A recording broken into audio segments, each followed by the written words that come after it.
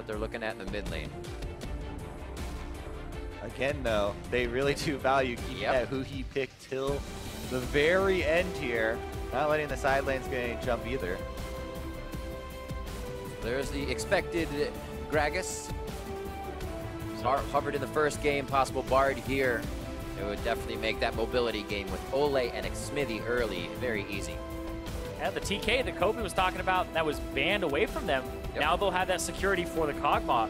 So Immortals now have good disengage, have good engage, and then the pivot's kind of that middle lane. The mid lane has been so important, and it's going to be that Corki versus Lucian matchup I talked about. That's pretty common when the Lucian is picked, because everything else really struggles against it. Definitely true. Actually, I was just talking about to Jat earlier this morning, and there was a Yasuo picked into the Lucian in the LPL, but it was switched out of the lane, and I never got to see the rookie take over. This time around, though, CLG actually have their backs against the walls. This is 2-0 in the playoff series for Immortals, and it's now or never for Counter Live. In to get themselves a bit of a lead. Both junglers top side of the map. Omar's going to come out of the bush. Level 2 on Sejuani. Flame. Stun. Looking to hold the flag and drag. Cannot get the damage out. Flame goes down. Flash as well as he'll teleport back to lane.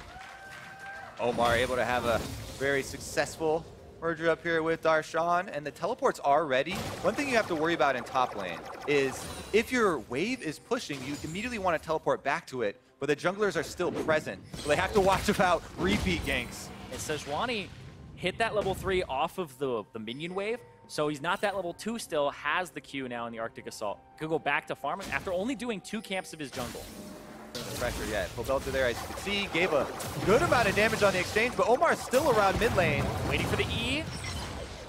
Oh, almost dead to rights on this. Oh, he followed! Gonna try to get out, flash forward, a few last shots. Culling's gonna give him a bit, but not enough from the Cutlass to stay alive. And the rest of the team has joined here. CLG bring 4 members. Possibly coming through. Yeah, 2-on-2 in mid potentially here with Omar God countering. Pobelter went forward, caught him. Why not? Pobelter's taken each fight. Why wouldn't he take one with Smithy on his back? CLG's very ready for it. Flame just on the side. He's gonna jump out of this, so he holds for now on the ultimate. Good damage onto Omar God. They are just sizing up CLG, not even having to hard commit. There's the commitment when they know they can finish the fight. Pobelter picking up more. Here comes Stixay and Aphromoo to try to save the day, but not enough challengers approach the fight. 3 down for CLG. Back to spring. Cody-san, near the end, started playing a bit better, but then came into summer and got that number 2 all-pro team spot. And the recognition, and with this, it's Smithy. He says, hello. This turret is actually just gonna die. Darshan not happy about the situation he was just put in. The rotation goes bot side, so CLG has chosen to put the fight on the other side of the map as they lose the top. Who's gonna get the better of it? Could be Olleh going down first. A great stun. They're going for the 1-2, being able to play off the ball. A kill coming in. The retribution style for Cody-san. And a Cathian surprised to clear out some minions. But remember, they have Rift Herald on top side. This will be those 2 turrets going down and a little more. Not only that, it's a power push from Immortals because Pobelter in the mid lane was still pushing. He never joined the bottom lane skirmish. They give that up and they get tenfold back.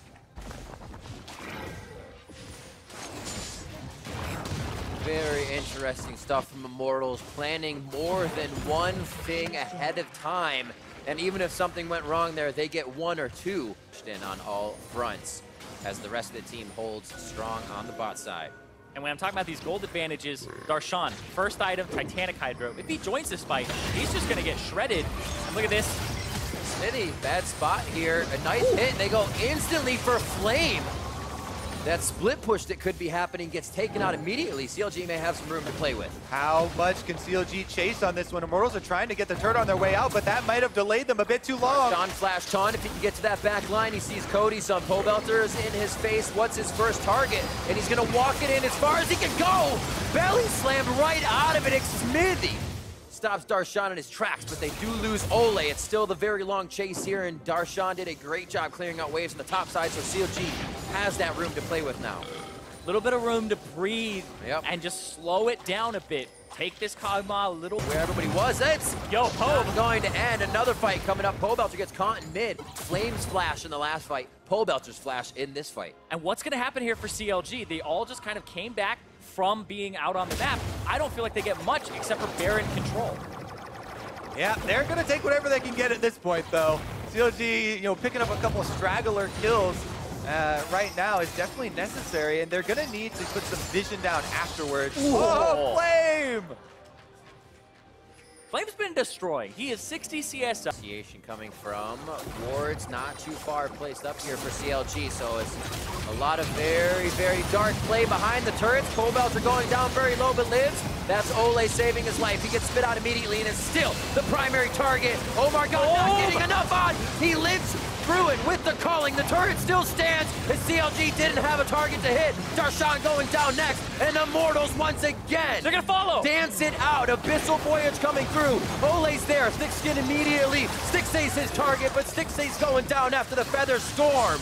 And that is exactly what happens as Immortals rain down on CLG. The Tahm Kench comes up huge. I thought Pobelter had been deleted there by that Afromal initiation, but it was not so. Olleh is there for the save. Olleh was there for the chase, and Immortals are gonna be there at the Baron 22 minutes in. That's exactly what they need as well. With the advantages that they have, the side lane split push of the Jarvan and the Lucian that was about to get rubber banded back on ends up living here. This is what we gotta watch. Keep your eyes on the Tahm Kench. He flashes into the knockup actually, but the knockup ends in time for him to get the Devour off. And then Pobelter escapes barely, even though Omar is able to follow. There's no damage on the Sejuani, and CLG find themselves too far past the turret. That was that heal from Cody's son to help him out. The ultimate from Sejuani got devoured, and man, I was watching, how in the hell did he live? Because it was huge. The culling also coming up big after as well. Flame, somebody who was a little washed up.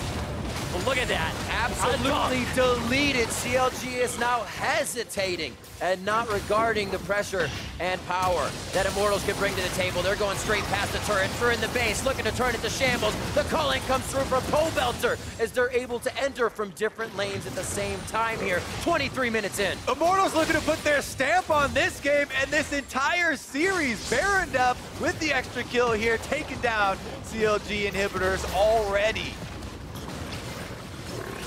Hey, looking for something. What did they got? Yeah, they're staying as they're poking. They're looking for more damage. Stixace low. Featherstorm, and he hits the ground and may go down. Xmitty looking for the body slam. Afromu puts himself in between. Has the meat shield, and now they hold off. Another turret to fight under. Yes, please, says Immortals, as they continue to go for members of CLG. 2016. Hold on. Another on Afro. Very low. Throws out the shield. Heal for himself. Not going to be enough. And Flame and Xmitty are now the Bash brothers of this. And having the postseason kind of blow up and lose to a much lower seeded team when they were #1 back in 2016 spring. The organization is focused on postseason. That's what matters. That's what they're trying to win. Pobelter getting himself in a very dangerous situation. Abyssal Voyage comes over the teleport as well from Flame. Ooh, he gets deleted. 47 seconds on the timers for this one. Darshan's in a 2v1 as the fight goes down. Olleh chomps up Omar God and spits him back out as the double kill comes in for Pobelter. They're going to be looking for the Nexus. Boom! Flame coming up huge. Afromu going for the fountain all by himself. Immortals looking to rebuild ever since the first season. A few changes. More kills on the fountain now coming in at 28 minutes as they finish off the Nexus turrets.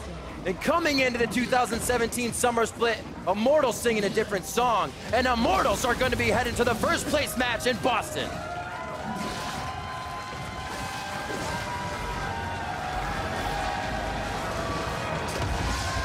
We started the year saying, who got the better trade?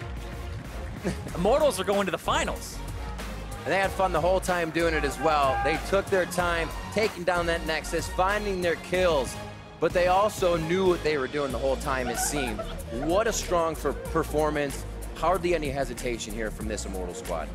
Great to see those smiles on their faces. The teamwork definitely on display today. Well-deserved victory here. Immortals 3-0, heading strong into the final.